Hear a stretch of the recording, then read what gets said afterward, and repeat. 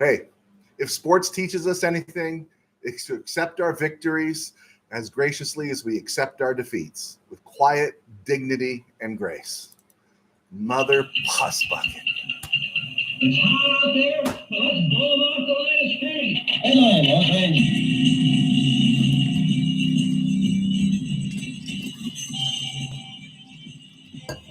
Live from the Ram Cave, I'm Joe Terosian, and this is RamView, the September 16th, 2024 edition, brought to you by Kistler Law Firm. Injured in an auto accident? Need help? Got questions? Call Kistler Law at 661-206-6990. That's Kistler Law at 661-206-6990. And check out KistlerLawFirm.com. That's one word. KistlerLawFirm.com. Kistler Law, they've been fighting for you since 92.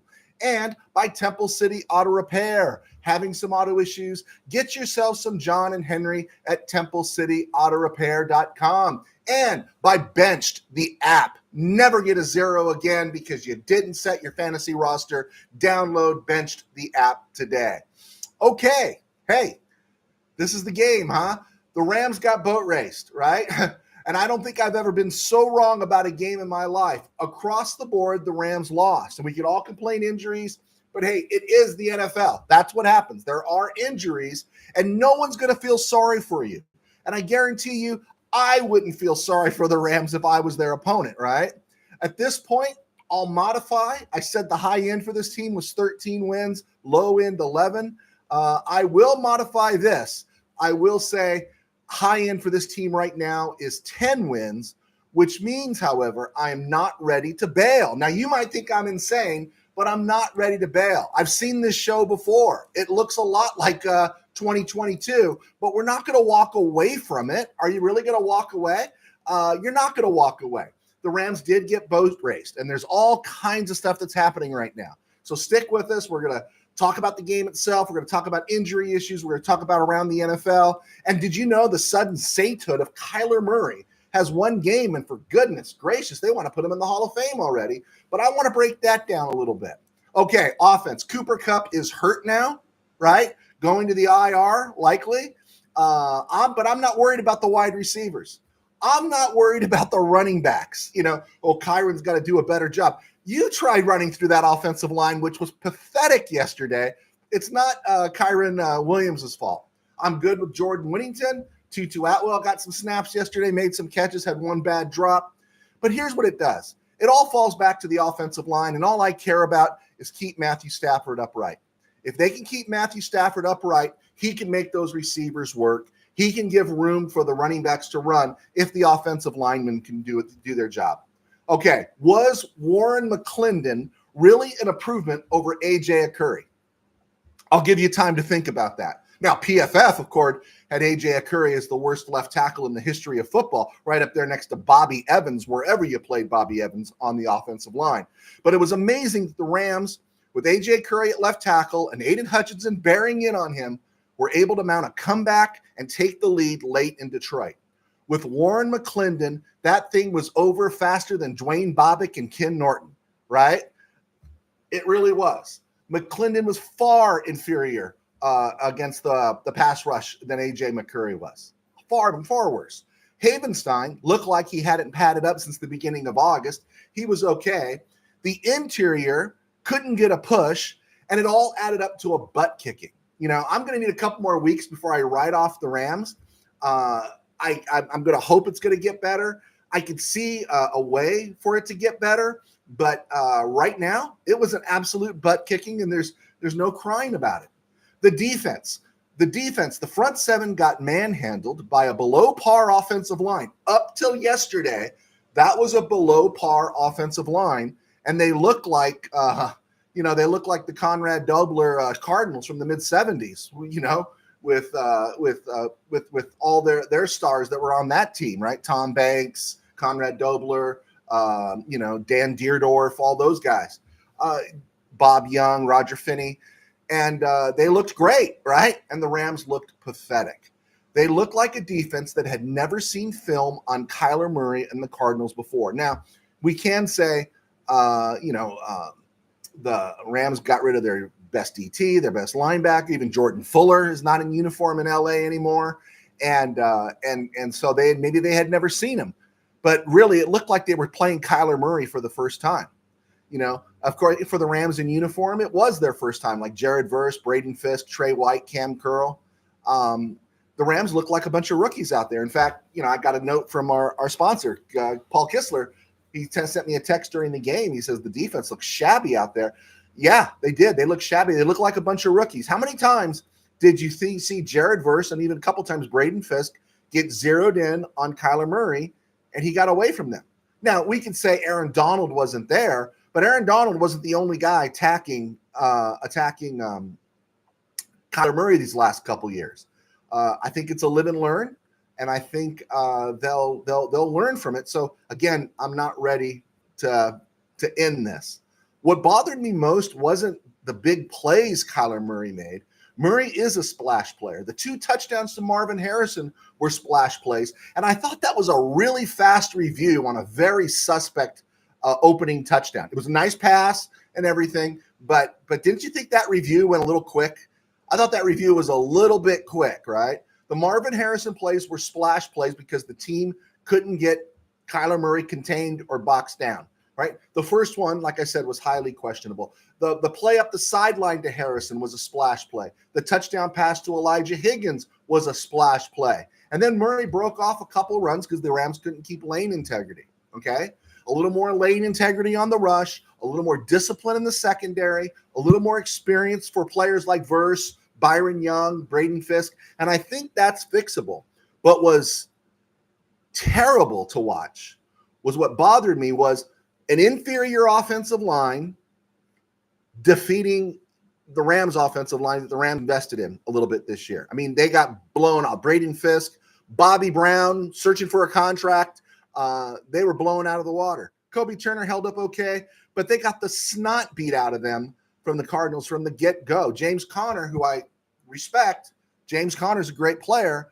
They got hammered big time, and that was just a really, really poor performance by that front line. No talking your way out of it at all. Now, being that didn't happen against the Lions gives me some hope to believe that maybe defensively it may have been a one-off. I'm hoping on to that. All right, let's get to the commercial early. I'm Joe Chirozzi, a sports writer for 21 years. Now I do RamView, thanks to our sponsors at Kistler Law and Temple City Auto, and by Bench the app. It was really amazing. I had a friend on his way to church yesterday, and he found out 5 minutes before kickoff that Evan Ingram was not playing tight end for the Jacksonville Jaguars yesterday because he had a hamstring injury, and so he was a late scratch, and it was too late for my friend to change it.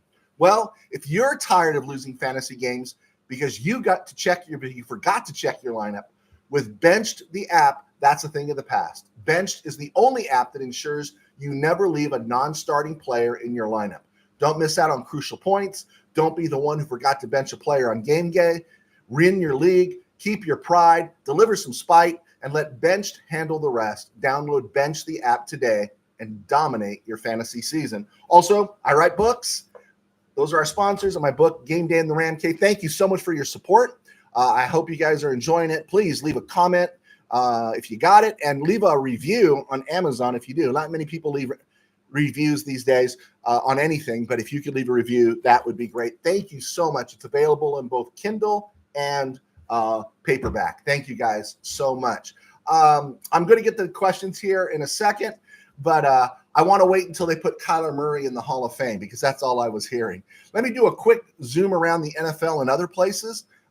Taking the sting out of the Rams' loss yesterday was the Dallas blowout at home. That's always a good moment. And Frisco's failure in Minnesota. Christian McCaffrey this weekend going on the IR. Deebo Samuel out the next couple weeks, which means he won't play against the Rams next week with a strained calf.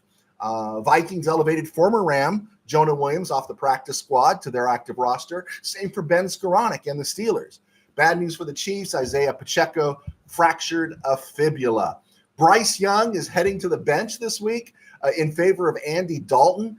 It had to happen. And 32 starting quarterbacks to start the year. Jordan Love gets hurt. Tua gets hurt. Russell Wilson was hurt before the first snap. And now Bryce Young going to the bench. Let's look at a couple of questions here that you guys have thrown up. It's usually good. I figured I was going to get a strong dose of Steeler fan Rob today. Steeler fan Rob, you said Denver 23, Steelers 13. You better start drinking the Kool-Aid. Hey, I was right. The Steelers scored 13. 8 quarters with Justin Fields, 1 touchdown. He's averaging 5 yards an attempt. They're protecting Justin Fields from defenses better than the DNC's protecting Kamala Harris from interviews. I mean, it's ridiculous. Steve Ramirez. Rams D looked like the one that showed up for Dallas 1975 NFC title game. So Steve goes right to the heart, takes the dagger, sticks it in and twists it. I was at that game. And, pretty close. Pretty close. Niners Sickness Podcast. Lambs will be 0-5 going into the bye. I am not going to argue with you, amigo.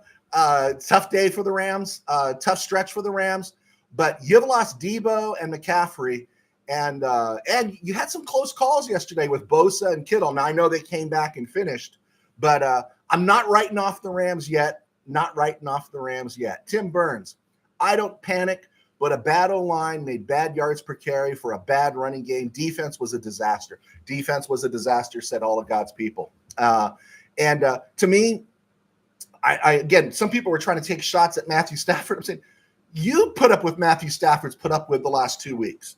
And again, I'm going to talk more about Warren McClendon here in a second, but you put up with it, Matthew Stafford. If you keep Matthew Stafford upright, he'll make stars out of those receivers. I do believe that. They just got to figure it out. And the Rams injury bug, I'm going to hit this here in a second, has gotten bigger. So as long as Stafford is erect, I think the Rams have a shot at being competitive, and I think the defense is going to be better than it looked.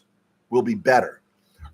Tim Burns, someone do a welfare check on Don Shula's namesake. Didn't come prepared. It was like they never saw Kyler Murray play before, right? It was like they never saw Kyler Murray play before, like they never saw film, and maybe it was some young players getting a dose of what maybe they took for granted. That's the only thing I could think of. That was bad. Tim Burns, Verse was in the backfield a lot, though, and he didn't tackle anybody. He was active. I was going to mention that's right here on my notes. He was all over the field, but and he was in place, but he didn't finish anything, right? And I got a feeling he's going to finish that in the future.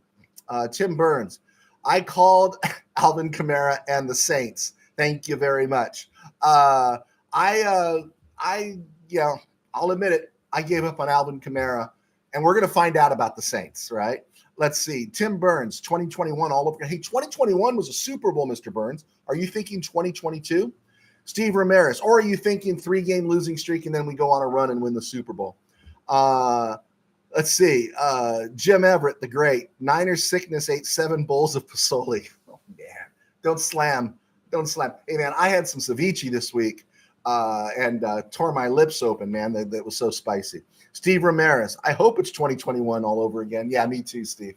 All right, let's look at some of the stuff. I appreciate you guys being with me. My plan was to be on at 4 o'clock.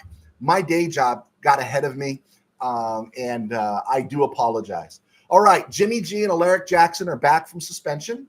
Rams waived this weekend Russ Yeast. Now, with some injuries that have come up, John Johnson, for one, I'm wondering if Yeast could be a return candidate for the Rams.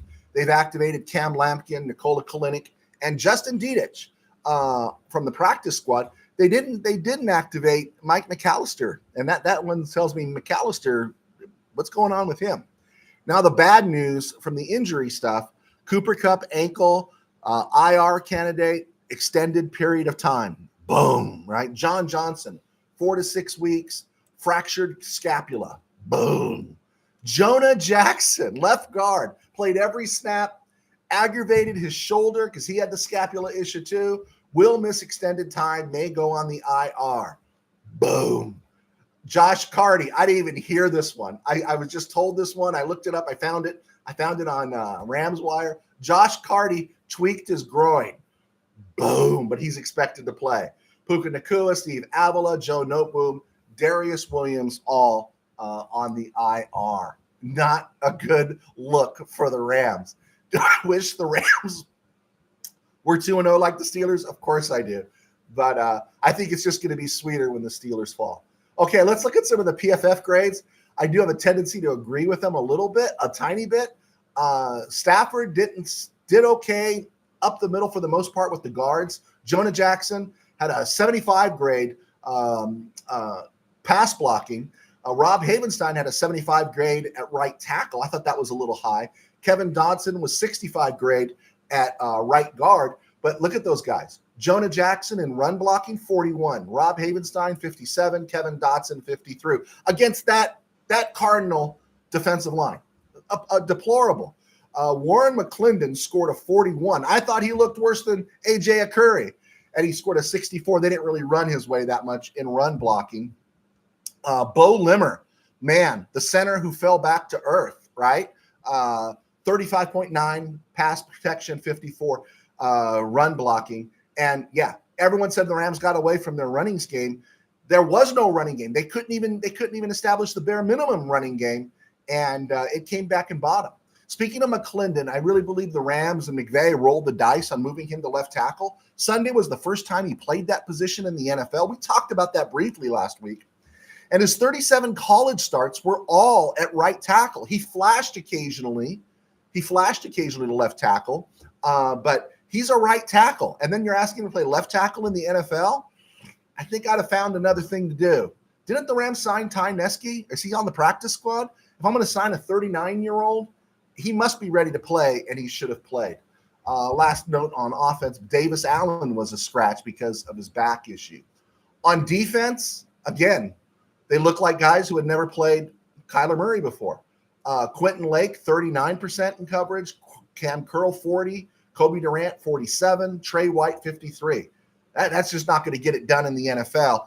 And before I'm declaring Marvin Harrison the next Justin Jefferson, before I'm declaring him the next Devontae Adams, I want to see a whole lot more, because I don't think he did a whole lot. He made a nice catch in the back of the end zone that looked like it was out of bounds to me before he got possession, but they gave it to him. He ran the route. Kyler got it to him on that busted play. Whether was that a 64-yarder? And then the one up the sideline. So I'm giving him credit for catching the ball, but he didn't look like this devastating thing to me. I thought at the end, I don't know who the announcer was. Was it Ian Eagle? Maybe the Rams should have putting Josh Wallace on him the whole game, because Josh Wallace had played against him at Michigan. Anyway, along the front, Bobby Brown, Braden Visk were brutally bad. It's terrible. Jared Verse scored okay. He was all over the field, but he just couldn't tackle anybody. He just couldn't finish it. And that was frustrating to see, because there were moments where he looked like he was zeroed in. But hey, I think he's going to be a guy that lives and learns. And the next time when they're in SoFi, I think he'll make those tackles against Kyler Murray. Tyler Davis was a healthy scratch. And the question again for me comes back to, how do you perform so admirably in week 1 against Detroit, and then like other dogs the following week against a weaker team? I was wrong. I thought the Rams would be prepared. Maybe they were, but I doubt they had focus, because they sure didn't seem like a focused team. They didn't seem like a focused team at all. So I'll say it again. I'm not out on this team, and I'm not out against the 49ers. The team that showed up in Detroit is still there. It's not about the wide receivers. It makes things a little bit harder, but it can be overcome. But it's all about the offensive line playing up to its capabilities. And now we got to find out, does Logan Bruss get entered into this occasion? Who's going to be moving in at guard? Who's going to be helping anchor for Bo Limmer? Now it gets a little awkward without Jonah Jackson and Kevin Dotson on either side of Bo Limmer. Who gets into that left guard spot for Jonah Jackson? So that's going to be interesting. Good news is Alaric Jackson is coming back. And if he can come back and do a good job, not even a great job, but just a good job, dude's going to make some money, right? The dude is going to make some money. All right, let's see. Niner Sickness Podcast. Kyler Murray played the Rams D like he plays Call of Duty. I ain't going to argue on that one, Chief. Tim Burns, putting God before the Ram cave, for shame. What did I do? Did I say something? Tim Powers, quote from the North Dallas 40. I hurt, Seth. I hurt bad. You know what, Seth? We all hurt, Joe Bob. We all hurt, okay? We all hurt, Joe Bob. Niner sickness. Whenever you do name calling means that you really don't do much about football. Okay, he's banging on Jim Everett the Great. Okay. Tim Powers. Better have Tutu run those love of the game routes. I thought Tutu was on the bubble to get traded. I think Tutu's going to be hanging around for a while because this wide receiver room's taking a beating, and he's got familiar. Who are you going to get? Who are you going to get that's really kind of better than Tutu right now, and then also knows the offense and can be ready to play, right? So I think Tutu just bought the rest of the season. Tim Powers, Buda Baker blew up the running game by beating the wide receiver blocks. Yeah, it was a bad game all the way around. Manuel Vasquez. How long does McVay stay with Shula if games like yesterday become the norm? There was some really bad stretches there with Raheem Morris and such in 2022 and early on in 2021. I don't think there's going to be an issue here. I just don't. You look at those plays. The players got caught looking. They came off their assignments. Those were busted plays made possible because Kyler Murray did a great job, but also because the Rams couldn't contain him and didn't get him when they should have. They had their hands on him and did not bring him down. And Kyler Murray made them pay the price, and the Rams didn't stay home on those guys. There were just a lot of busted plays there. So I don't think Shula's going anywhere. I'd be surprised if Shula goes anywhere.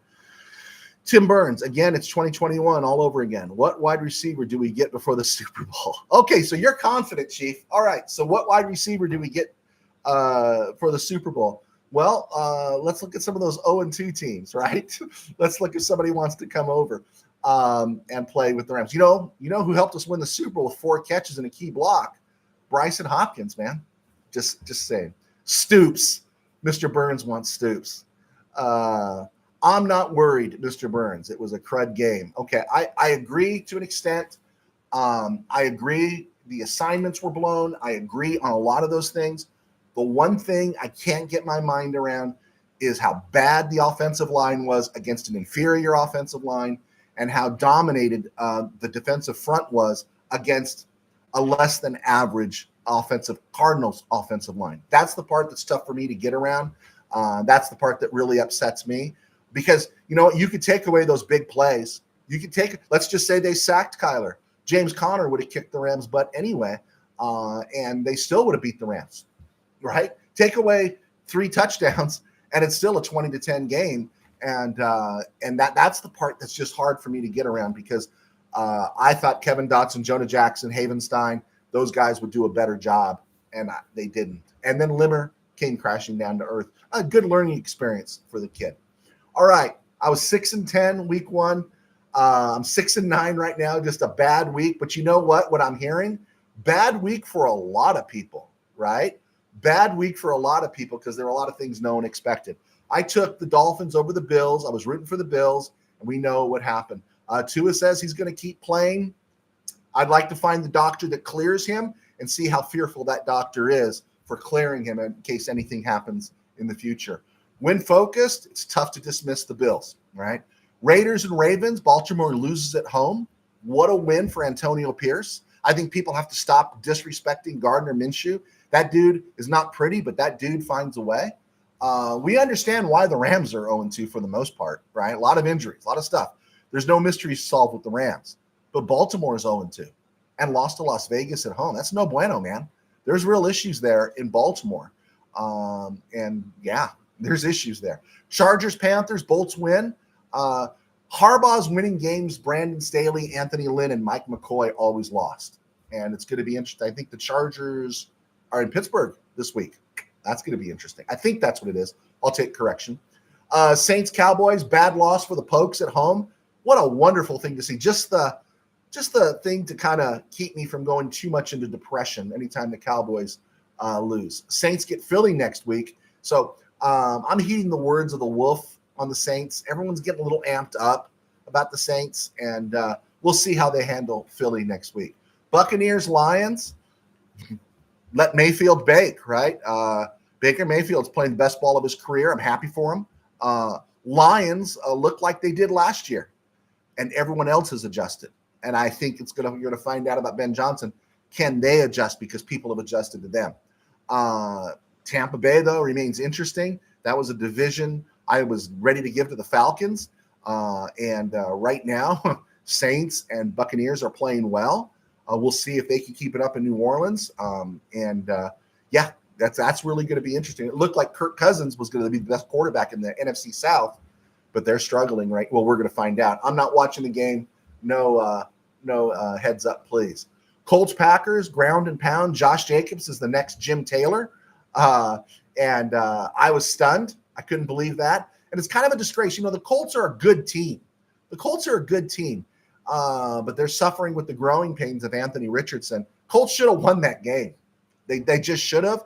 And Packers find a way with Malik Willis. That was impressive. That was really impressive that they pulled that out. Of course, they were in Lambeau. Browns, Jaguars, bad loss at home for the Jags. I like Trevor Lawrence, but the Sharks are circling around him a little bit, and they should be. 49ers at Vikings, injuries piling up in Frisco. Deebo Samuel, Christian McCaffrey, some close scares there with Bosa and Kittle. I think that's an ongoing thing for Frisco. Seahawks, Patriots. Seattle needs overtime to get this win. But you know what? That's still a quality win. Seattle's 2-0. Good for them. Jets, Titans.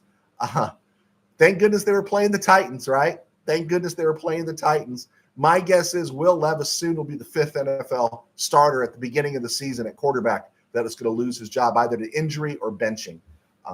Giants, Texans. I have Jaden Daniels on one of my fantasy teams. His NFL stats aren't good, but his fantasy stats, man, that guy scores a lot of points with his legs. Rams, Cardinals, we talked about that. Big plays put the Rams in a bind.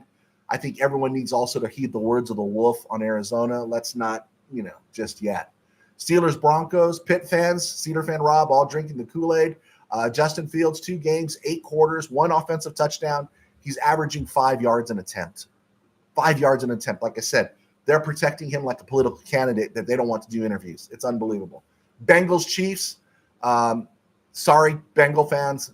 It was 4th and whatever, and it was pass interference, right? That was an easy call, right? I thought that was that was so obvious. I thought it was almost as obvious as the pass interference at the end of the first half in Arizona yesterday that they said was uncatchable. I'm complaining. I'm bitter. But that was pass interference. I think everyone just wants to see KC crash and burn. I'll believe it when I see it. You just can't go against those guys. And I'm always amazed. You see Kyler Murray. Now, you see Kyler Murray, and I hear Colin Cowherd said Kyler Murray throws the prettiest ball in the NFL. That means he's never seen Patrick Mahomes, Matthew Stafford, CJ Stroud. I'm not saying Kyler Murray throws an ugly ball. He hardly looks like Marty Domres, but goodness gracious, what is this fanboy stuff? It's like so recent stuff. It drives me crazy. Bears, Texans. I expected a little bit more from Houston last night, but they got the win. They've won some close games. So good for them winning those close games, tightening, getting those tight wins in. Tim Powers, can the remaining wide receivers get enough separation to spare Stafford from the pass rush? The Rams drafted these guys for a reason. They kept them around. The nice thing about Tyler Johnson and Demarcus Robinson is they're big. He's just going to need that extra tick. That's what it's all about, right? I think if you give Matthew Stafford that extra tick, he's going to get to those receivers. He is. He is not Kirk Cousins in the pocket. He's not Aaron Rodgers in the pocket. Matthew Stafford can move. He just needs a little bit of an opportunity here, and he'll do it. Now, one thing I do want to follow up on, because, we could be accused of being fanboy. I'll tell you this. I might have, if I'm Stan Kroenke, I would have fined an in-house fine to Sean McVay if Matthew Stafford got hurt in the end of that game. By the time the 4th quarter started, why was Matthew Stafford in that game? I don't care. I don't care if he's a competitor and all that kind of stuff. Go experience the Steve Young, George Seifert thing when Steve Young blew up on Seifert. I don't care. But if Matthew Stafford goes down in a game they're losing 31-3, then that's on McVay. That was stupid. That was bonehead. And then even at the end of the game, before you put in Blake Corum, you're still running Kyron Williams. I don't think there's anything to work out here. I don't think there's any rhythm that you got to develop. It's like, get your butts out of here. Once they went up 31-3, I think I would have benched Stafford before the third quarter was over. That was bad mojo there on McVay's part, really bad, and he should pay the price. There was also one play on Gannon for the Cardinals where it was converting a first down, and they're up 31 to whatever, 41 to whatever, and they had Kyler Murray run the ball. And I'm thinking, are you this stupid? Are you just this stupid? Could you imagine the biggest win in Gannon's run with the Cardinals, the biggest win the Cardinals have had in 5 years, and you're going to run Kyler Murray with a 4-touchdown lead? I didn't get it. I will say it's stupid. I don't need to be a former NFL player to say it's stupid. I'm an NFL fan. We watch enough games. We knew it was stupid, and it was stupid of McVay to leave Stafford in there. There we go. Let's see here. JD Durham. Wow, a lot of Niner fans here. Hey, Niner Sickness is a good dude. I like it when he's here because we can keep the banter going. JD Durham. They're better than last year, KC. I think KC is good. But I think people want to be the first with the story, right? I called it. KC was going down. Rob's Steeler fan, Rob. Okay, now he's going to spin a 5-yard pass, a 5-yard average attempt. They took 2 scores away from Fields, said Van Jefferson set an illegal pick, a 51-yard completion to Pickens, called back for holding. So we should have 29 points. No, you shouldn't. You have Van Jefferson in your starting lineup. You have so you paid the price. You risked it. You rolled the dice. It came up Van Jefferson. You don't get those plays, Mr. Storage. JD Durham, got to play smart nowadays in the NFL. Absolutely. You just have to. You just have to. All right, guys. I know the Monday Night Football is going right now. We can tell with our audience drifting in and out. Guys, thanks for watching. I'll get you guys. We'll get back together on Wednesday, 5:00. But Mondays from now on, it's going to be 4, and we'll go from there. Thanks for listening. Thanks for checking in. Be sure to like. Be sure to leave a comment. Be sure to subscribe. God bless. Take care. We will see you soon.